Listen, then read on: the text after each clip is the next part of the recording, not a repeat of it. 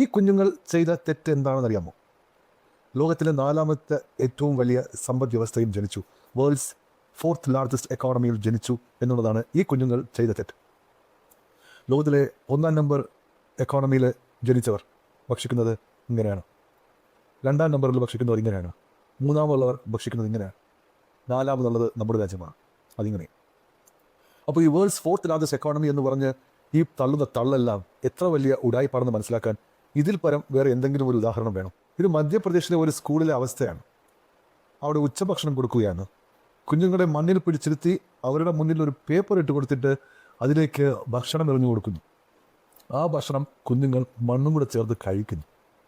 ഇത്രയും പരിതാപകരമായ അവസ്ഥ ഉള്ള ഒരു സ്ഥലം ലോകത്തെവിടെയെങ്കിലും ഉണ്ടോ? നമ്മുടെ നാടിൻ്റെ അവസ്ഥ ഇതിനേക്കാളും എന്ത് മെച്ചപ്പെട്ടു കഴിഞ്ഞു? കുഞ്ഞുങ്ങൾ ബിരിയാണി കഴിക്കുന്നു, കുഞ്ഞുങ്ങൾ ഫ്രൈഡ് റൈസ് കഴിക്കുന്നു, മുട്ട കഴിക്കുന്നു, നല്ല പ്ലേറ്റുകളിൽ പാല്.